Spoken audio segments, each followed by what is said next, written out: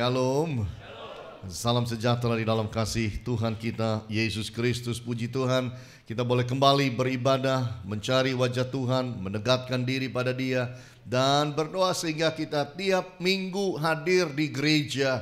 Kita bertumbuh rohani kita dewasa rohani kita.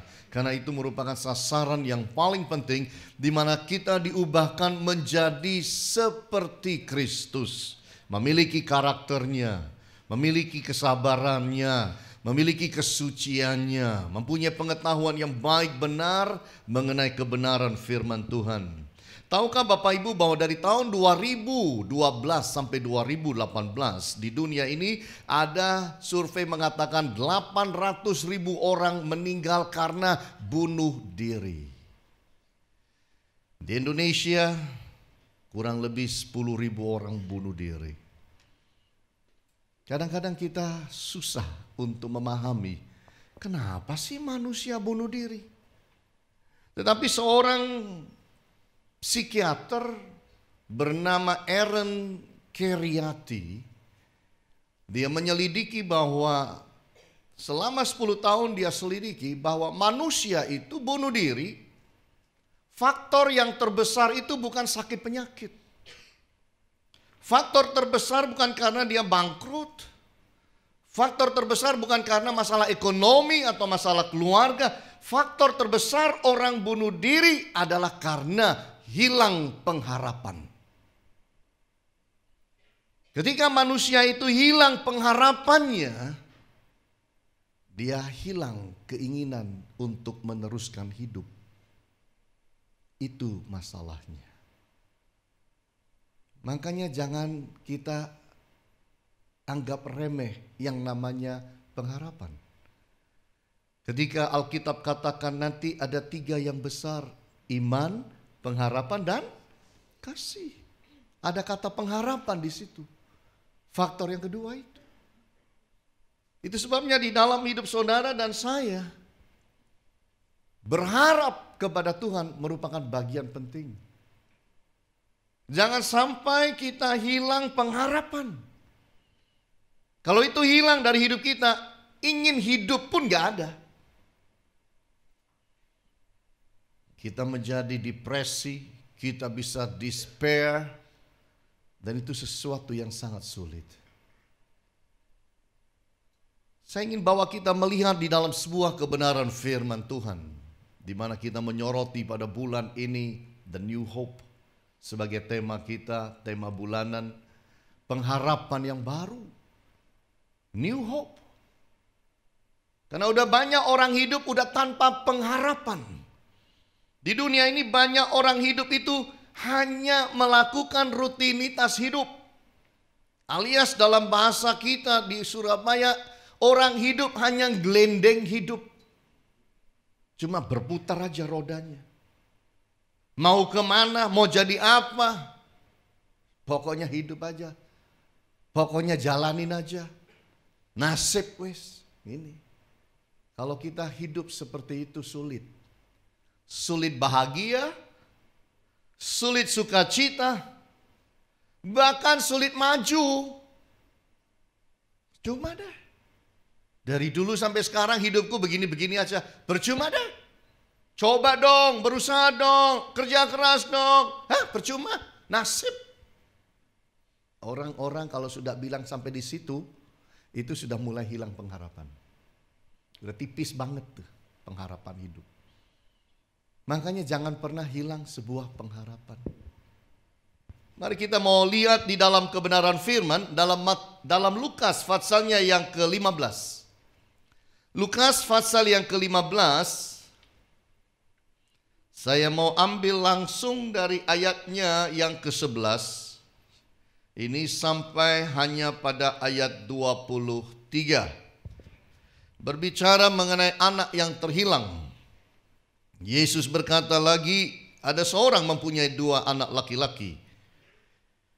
Kata yang bungsu kepada ayahnya, "Bapa, berikanlah kepadaku bagian harta milik kita yang menjadi hakku." Lalu ayahnya membagi-bagikan harta kekayaannya itu di antara mereka. Beberapa hari kemudian anak bungsu itu menjual seluruh bagiannya itu lalu pergi ke negeri yang jauh. Di sana ia memboroskan harta miliknya itu dengan hidup berfoya-foya. Setelah dihabiskannya semuanya, timbullah bencana kelaparan di dalam negeri itu dan ia pun mulai melarat. Lalu ia pergi dan bekerja pada seorang majikan di negeri itu. Orang itu menyuruhnya ke ladang untuk menjaga babinya. Lalu ia ingin mengisi perutnya dengan ampas yang menjadi makanan babi itu, tetapi tidak seorang pun yang memberikannya kepadanya. Lalu ia menyadari keadaannya, katanya, betapa banyaknya orang upahan Bapakku yang berlimpah-limpah makanannya. Tetapi aku di sini mati kelaparan. Aku akan bangkit dan pergi kepada Bapakku dan berkata kepadanya, Bapa, aku telah berdosa terhadap sorga dan terhadap Bapa. Aku tidak layak lagi disebutkan anak Bapa. Jadikanlah aku sebagai salah seorang upahan Bapa. Maka bangkitlah ia dan pergi kepada bapaknya. Ketika ia masih jauh, ayahnya telah melihatnya, lalu tergeraklah hatinya oleh belas kasihan. Ayahnya itu berlari mendapatkan dia, lalu merangkul dan mencium dia.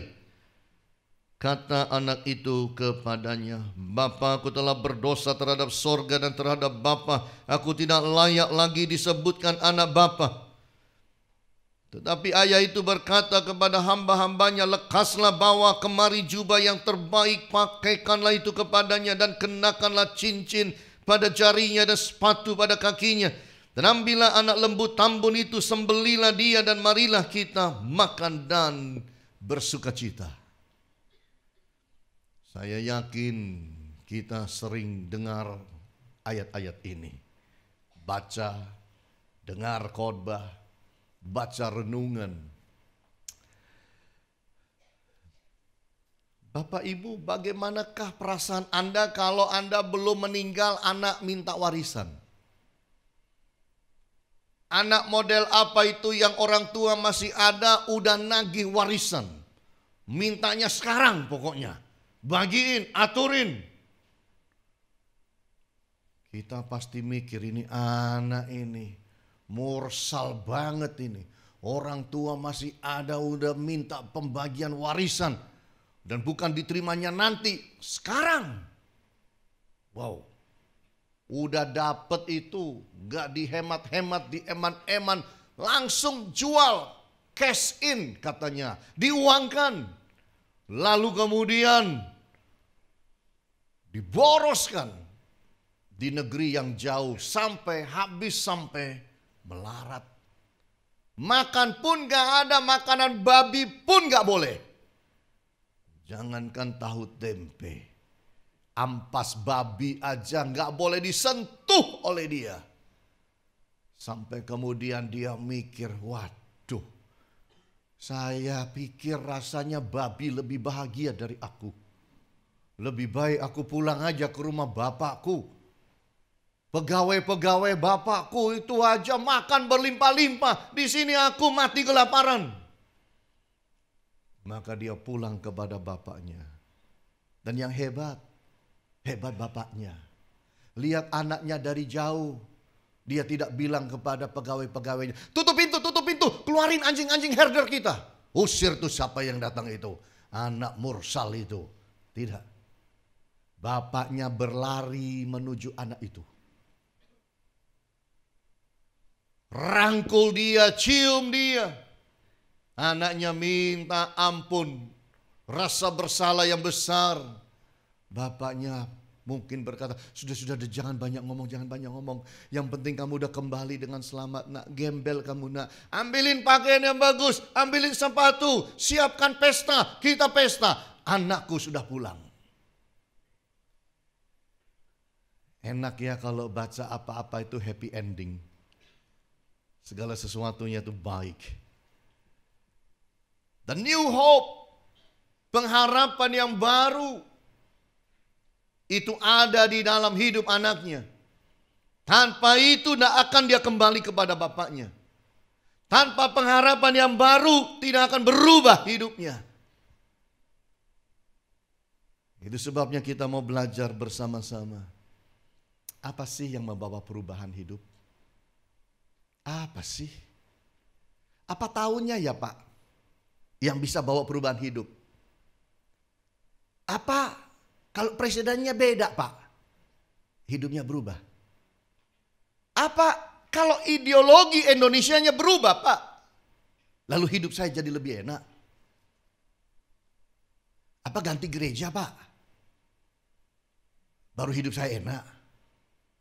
Atau pendetanya aja tak ganti Pak, supaya hidupnya lebih enak?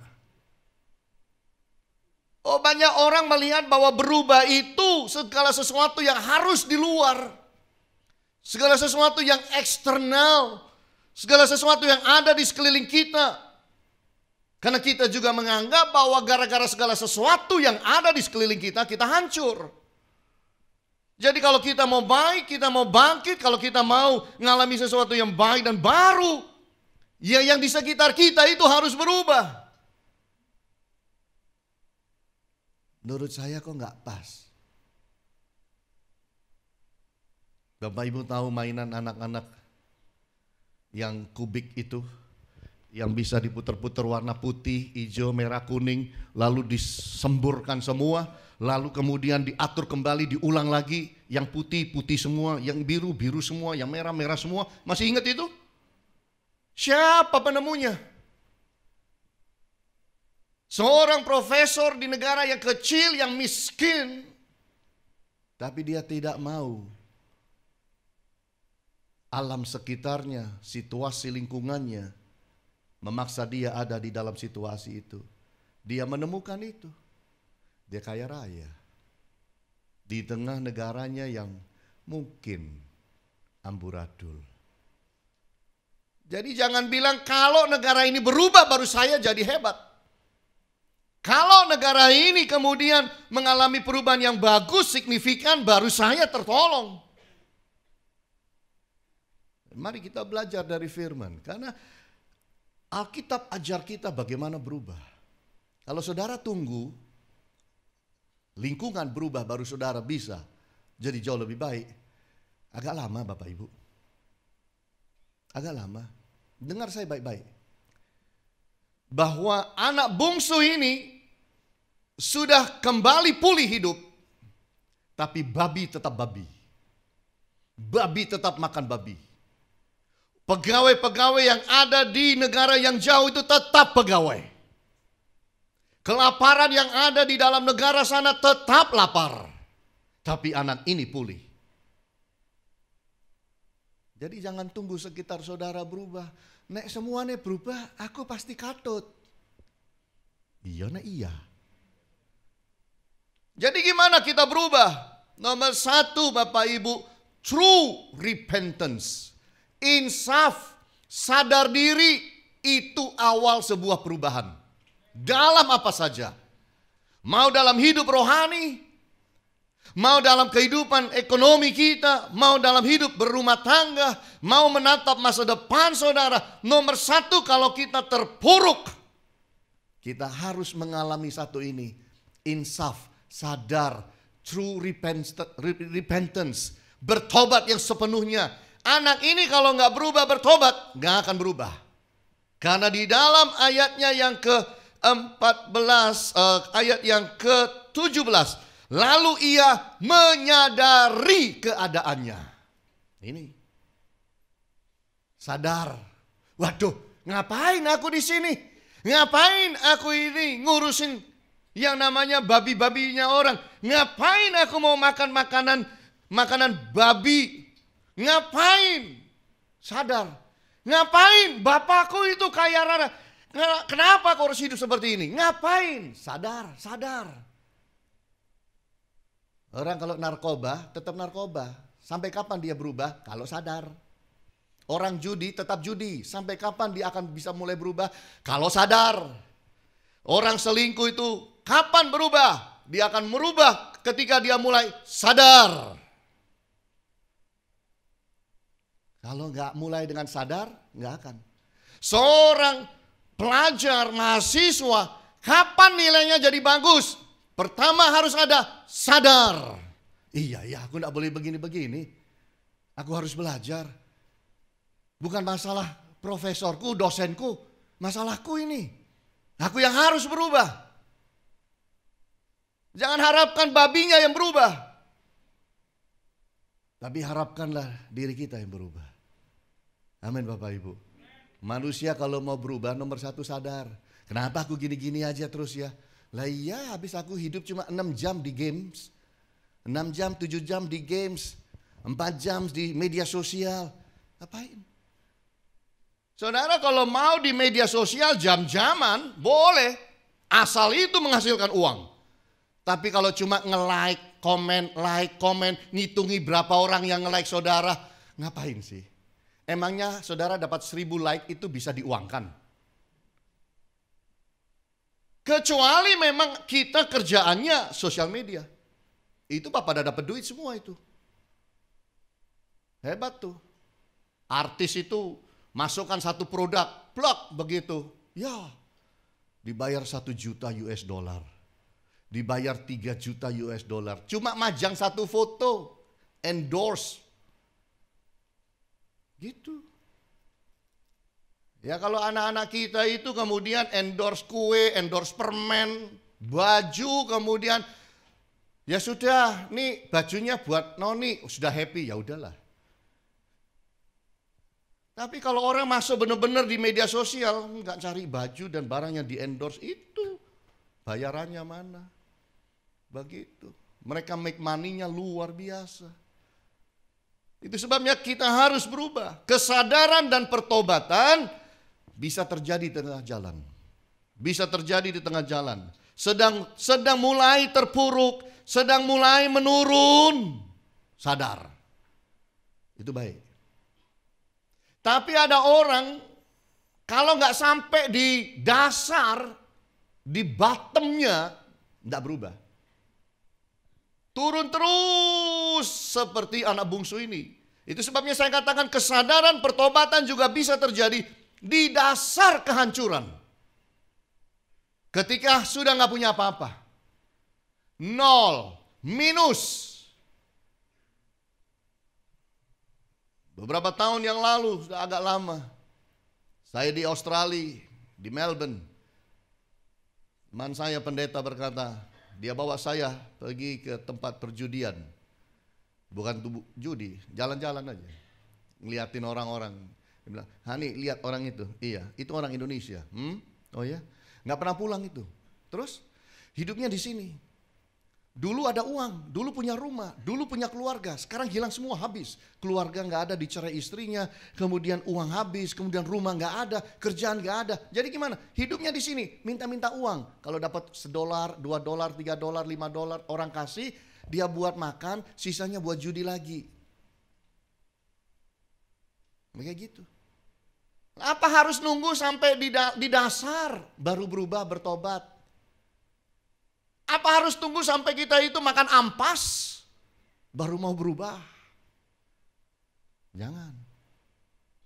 Jangan tunggu seperti anak ini.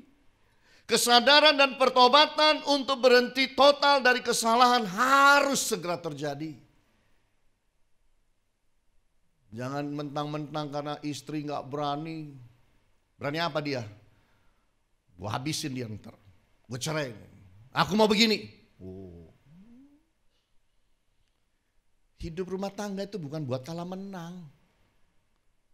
Hidup rumah tangga kok dibuat bursa saham kalah menang. Keliru. Jangan begitu. Emang bapak gua berani sama gua? Kalau aku minggat mau apa dia? Pasti dia nangis-nangis. Satu kali waktu kau jadi orang tua juga nak. Jangan nabur apa yang kau tidak akan ingin tuai dalam hidup. Saya membaca seorang bule bernama Dave. Di dalam kehidupan dia tinggal di Pennsylvania, di Amerika Serikat. Pernah mengalami dalam hidupnya dapat tiket melanggar lalu lintas, tapi tiketnya nggak dibayar-bayar. Sampai kapan? Sampai 44 tahun.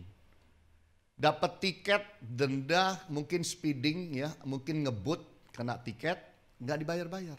Pelanggaran lalu lintas biasa. Tiket itu disimpan di dompetnya sampai 44 tahun. Satu kali waktu, nggak kuat dia.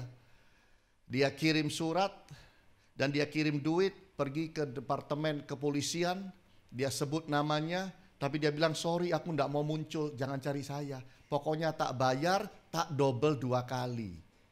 Denda saya 44 tahun yang lalu. Karena saya rasa bersalah 44 tahun. Lah apa kita itu harus nunggu 44 tahun rasa bersalah baru kita mau berubah? Saya rasa tidak. Itu sebabnya di dalam hidup kita saya nggak tahu apa sih yang ganggu saudara. Apa sih yang harusnya berubah? Dimulai dengan sadar. Dimulai dengan insaf. Iya, nggak boleh aku begini terus. Kalau ada yang hidup selalu pulang malam. Mungkin pulang agak subuh. Emang mau jadi satpam kah?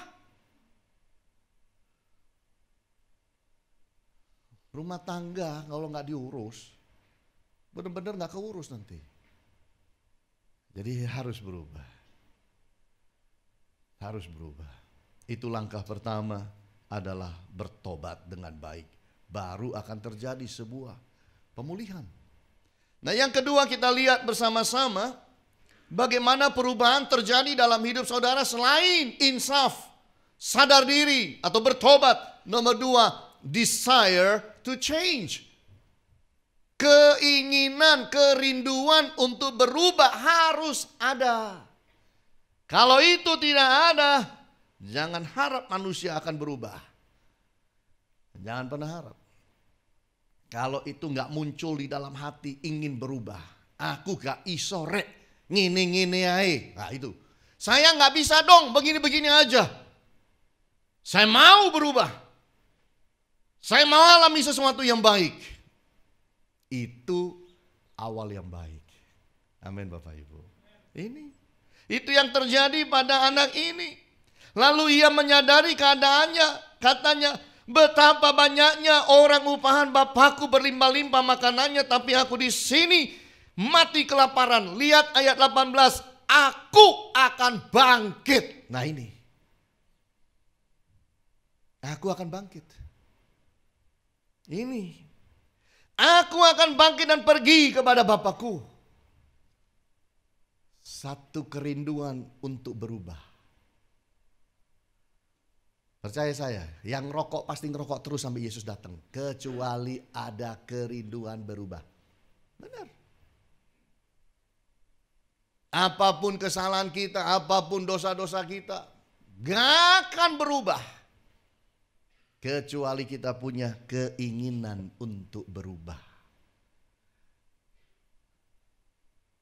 Ada orang berusaha mendorong gajah naik truk.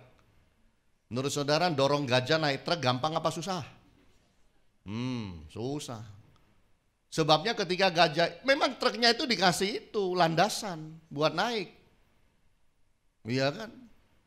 Besi buat naik itu. Didorong dari bawah. Truknya gajahnya nggak mau. Gua nggak mau, lu mau apa? Dorong setengah mati. Gua nggak mau, lu mau apa? Sambil ekornya dikibat-kibatkan, kena. Aduh, ini gajah dorong setengah mati nggak mau. 1 jam dorong gajah itu belum tentu berhasil naik ke truk Bapak Ibu. Nggak percaya cobaan.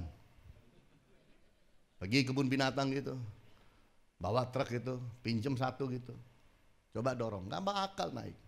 Tapi begitu saudara ada yang pinter, dia naik ke atas truk, lalu dia kasih makanannya gajah ini. Ditarik pelan-pelan, gajahnya jalan sendiri.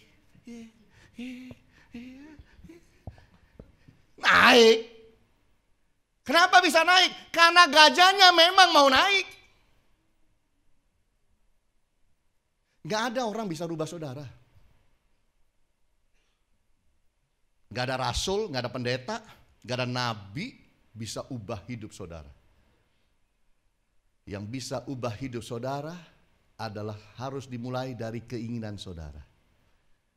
Keinginan untuk berubah. Itu yang akan bawa kita berubah. Jadi sikap hati atau keputusan untuk berubah harus ada. Kalau itu tidak ada, malaikat sekalipun susah ngubah saudara. Sikap hati untuk berbalik menuju kepada sukses, berhasil, pemulihan harus lahir di hati saudara. Ayah saya dahulu seorang peminum, jago minum, rokok jago, 1 hari 4 pak. Siapa yang 1 hari 4 pak sini? Jujur, saya kasih sepeda. Ayah saya 1 hari 4 pak habis. Johnny Walker itu 2 malam habis sendirian. Johnny Walker minum kayak minum teh. Tidak ada orang bisa ubah. Tidak istri, tidak anak, tidak teman, tidak pendeta. Kapan dia berubah? Ketika dia merindukan sendiri untuk berubah. Begitu Bapak Ibu. Sehingga pada satu kali waktu 1979 dia angkat sloki Johnny Walker 31 Desember. Dan dia berkata, Tuhan Yesus, ini sloki Johnny Walker terakhir di dalam nama Tuhan Yesus Kristus. Ambil rokok, ini batang terakhir yang aku akan isap. Seumur hidup tidak akan isap lagi. Dan aku isap ini terakhir di dalam nama Yesus. Setelah itu dia tidak pernah isap rokok, tidak pernah minum sekalipun sampai meninggal. 1993. Tidak ada manusia bisa ubah. Jadi jangan nantang. Siapa bisa rubah aku? Siapa? Ayo pengen tahu, pengen tahu. Tidak ada yang mau juga ngubah Anda. GR. Tapi kalau itu mau lahir dari hidup saudara, that's very good. Tidak akan pernah ada perubahan sebelum saudara sendiri inginkan itu. Dalam hal apapun Bapak Ibu, dalam hal apapun. Sikap hati untuk memiliki hidup baru harus lahir dalam hidup.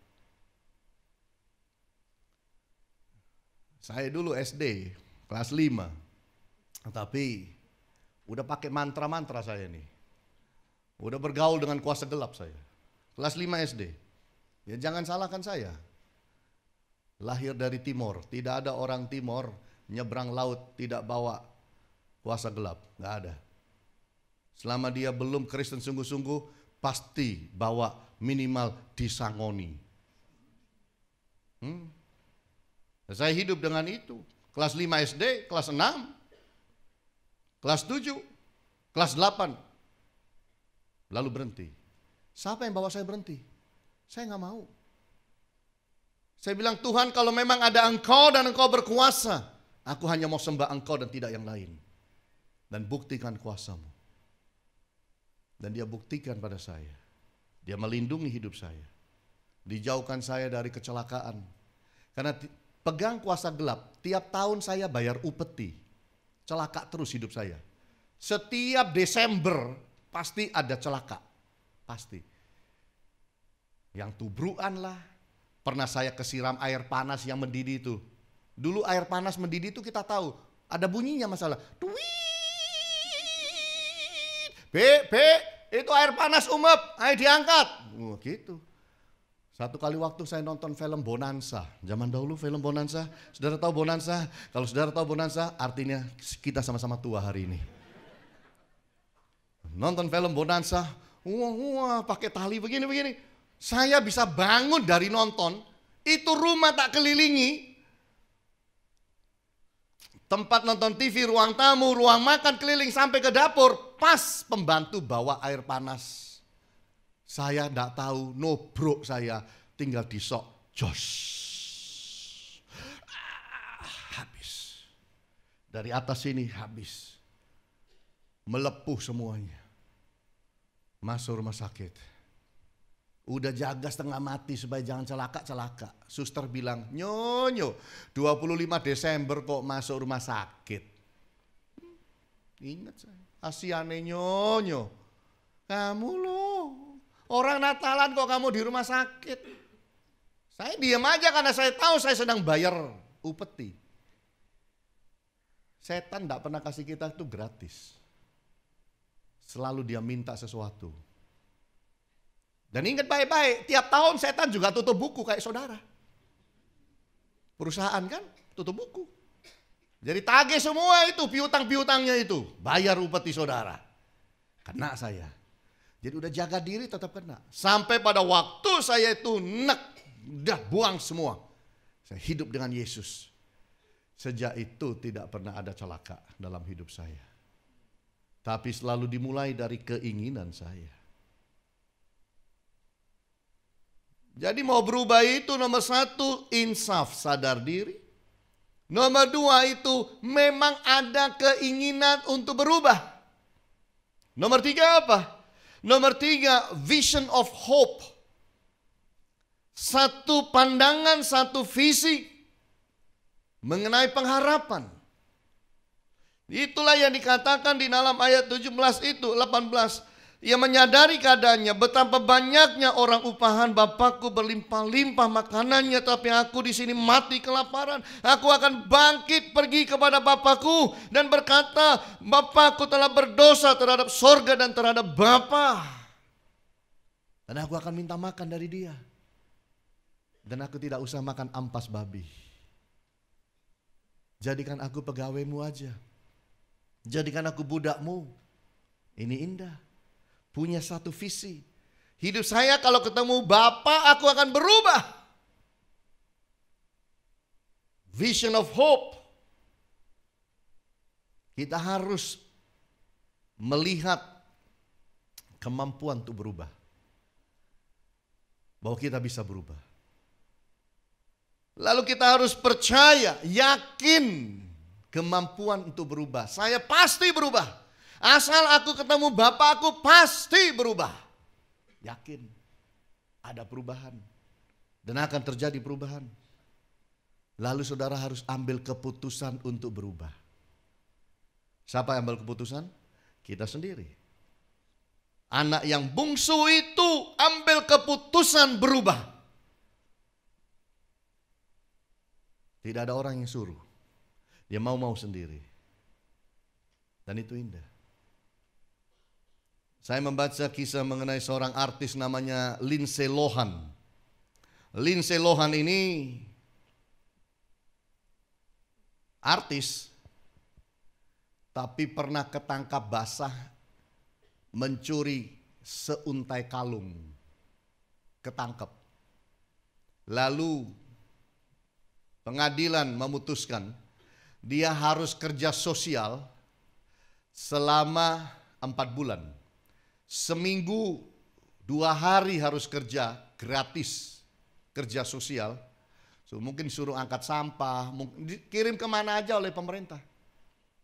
1 hari harus kerja 12 jam. 1 minggu 2 hari dia harus kerja. Selama 4 bulan. Mungkin disuruh nyapu di jalanan, harus mau. Awalnya dia berontak. Malu kan karena artis. Tapi lama-lama dia terima dan dia jalani.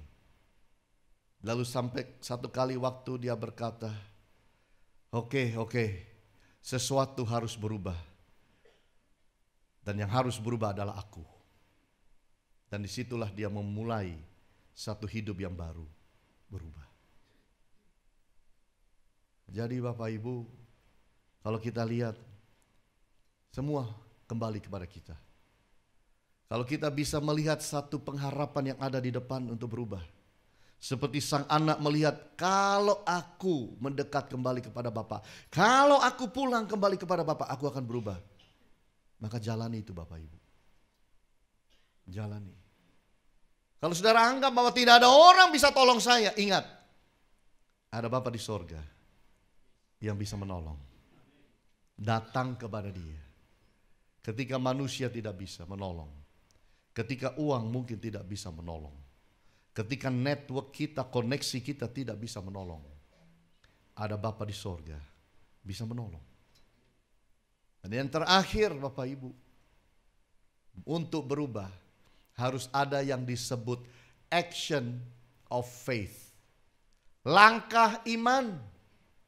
Ini harus ada. Langkah iman, kalau mau berubah harus ada ini. Kalau tidak ada yang keempat, hanya punya 1, 2, 3, itu hanya jadi impian hidup. Itu hanya jadi cita-cita hidup. Tapi yang keempat ini tindakan. Action of faith. Aku akan bangkit dan pergi kepada Bapakku dan berkata kepadanya, Bapa, aku telah berdosa terhadap sorga dan terhadap Bapa. Aku tidak layak lagi disebutkan anak-anak Bapa. Jadikanlah aku sebagai salah seorang upahan Bapa. Maka bangkitlah ia. Nah ini, maka bangkitlah ia dan pergi kepada bapaknya. Action of faith. Harus ada tindakan. Harus mau memulai satu tindakan. Pepatah China berkata, 1000 langkah atau 10.000 langkah selalu dimulai dengan langkah pertama. Kita harus berani mau melangkah. Bangkit keluar dari dalam. Dari keterpurukan kita, dari kegelapan, dari penindasan yang ada dalam hidup batin kita. Kita harus bangkit mau keluar. Dia harus berani mau keluar dari kandang babi itu. Untuk melangkah kepada Sang Bapa. Dia harus mau keluar dari kota itu. Melangkah kepada Bapa di negeri yang sana. Harus berani menghadap Allah. Ketika tidak ada yang bisa tolong saudara, engkau harus berani melangkah kepada Allah. Bertindak menuju pada Allah. Ini. Anak bungsu ini tidak akan pernah berubah kalau tidak pulang kepada Bapa.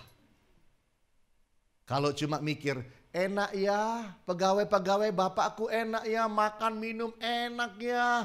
Aku di sini di kandang babi cuma ampas-ampas pun rebutan sama babi dan babi selalu menang. Enak ya di rumah bapak, kasihan ya aku di sini, nasib ya aku di sini. Aduh, ngapain gua dulu lahir ya? Kalau cuma begitu, hidup gak berubah. Hidup berubah adalah berkata, aku akan bangkit dan aku akan pergi kepada Bapa. Kita harus bangkit dan keluar dari keterpurukan kita apapun itu. Keterpurukan secara rohani, keterpurukan mungkin secara jasmani. Sama seperti wanita yang mengalami pendarahan 12 tahun. Kalau dia sudah mengalami pendarahan 12 tahun, tabib manapun tidak bisa sembuhkan dia. Dan dia duduk di rumah dan hanya merenung dan menangisi diri. Tidak akan terjadi apa-apa. Tapi dia berkata, oh Yesus, aku akan pergi kepada Yesus. Dan aku akan jamah punca jubahnya. Kalau aku jamah punca jubahnya, aku akan sembuh. Dan Yesus tidak pernah ada rencana menyembuhkan dia. Tolong ingat baik-baik. Yesus pada waktu itu tidak ada rencana sembuhkan dia.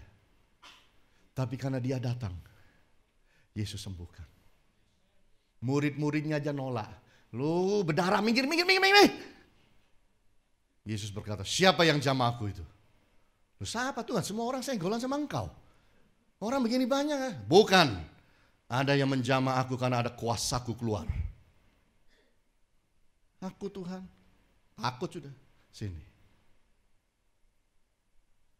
Pulanglah, sembuh. Mau berubah? Action. Melangkah kepada Kristus dalam hidup saudara, dalam iman saudara. Itu harus terjadi. Action. Seorang yang bernama Elisha Otis. Mungkin saudara tidak kenal, sama saya juga enggak. Elisha Otis ini adalah salah seorang pendiri elevator, lift itu loh. Kalau saudara naik lift, salah satu merek namanya Otis. Namanya dia Elisha Otis. Kemungkinan besar Kristen. Waktu dulu, gedung itu hanya paling tinggi itu 6-7 lantai. Tidak bisa lebih tinggi karena tidak ada elevator, lift untuk bawa naik lebih tinggi. Yang membuat sejarah dan mengukir sejarah adalah Elisha Otis. Perusahaannya udah 150 tahun sampai hari ini, bahkan lebih. Bagaimana dia menjual akan liftnya, elevatornya. Dia naik di atas lift dalam sebuah pameran yang besar di Manhattan, di New York. Dia naik dalam lift terbuka dan kemudian dia naik sendirian dalam lift. Dia suruh pegawainya potong kabelnya. Kabel itu dipotong saudara, lift itu berhenti. Karena dia menyediakan, dia bukan yang menemukan lift, tapi dia menemukan remnya. Dia yang mendapatkan rem. Sehingga lift itu kalau ada apa-apa nggak akan meluncur ke bawah, duer, habis begitu. Dia menemukan remnya dan dia dengan iman, dia naik ke liftnya, dia bilang pegawainya, potong kabelnya. Begitu dipotong, turun. Sedikit tapi langsung berhenti. Orang tepuk tangan, hari itu langsung jual 3. Dan setelah itu dia jual tambah banyak. Dan karena berkat dia bisa menciptakan rem untuk lift. Sekarang saudara mau naik gedung 100 tingkat, 200 tingkat, gak ada masalah. Karena saudara tahu dia akan bisa ngerem. Itu namanya langkah iman. Masuk ke dalam, masuk ke dalam liftnya sendiri, suruh potong-potong sendiri. Lah kalau turun benar-benar, nggak ada remnya. Tapi itulah dia. Dia sudah percaya pada produk yang dia lakukan. Kita percaya kepada Kristus kita. Sanggup menolong kita. Amin Bapak Ibu. Jadi langkah di dalam perubahan yang harus kita lakukan adalah insaf. Tidak ada orang bisa membuat engkau insaf kecuali engkau insaf sendiri. Atau sampai dipepet oleh situasi dan keadaan baru sadar. Mau insaf tengah jalan atau mau insaf di dasar. Lebih baik waktu sedang turun insaf. Jangan sudah habis bersih baru insaf. Nomor 2, kerinduan untuk berubah harus ada di dalam hidup ini. Tidak ada orang bisa kasih itu pada saudara. Itu harus lahir dari hidup saudara. Nomor 3, visi, pengharapan. Bahwa ada pengharapan, tapi kalau aku kembali kepada dia. Ada pengharapan kalau aku kembali kepada Bapa. Ada mujizat kalau aku kembali. Ada pertolongan kalau aku mau datang kepada Bapa. Dan nomor 4, action of faith. Memang kembali, berjalan untuk kembali. Ketika saya mempelajari kebenaran firman dan terima ini dari Tuhan, saya bilang, God, it is so good. Semoga ini menolong hidup saudara untuk bangkit dari masalah saudara, keterikatan saudara, keterpurukan yang mungkin terjadi, yang saya nggak tahu, tapi hanya saudara tahu. 4 ini saudara harus punya. Maka engkau akan kembali memakai cincin kemenangan daripada Allah. Engkau akan memakai jubah kesuksesan yang Allah berikan di dalam hidup. Kalau kita melangkah. Siapkan hati saudara untuk melangkah. Tuhan Yesus berkati kita semua. Haleluya. Amin.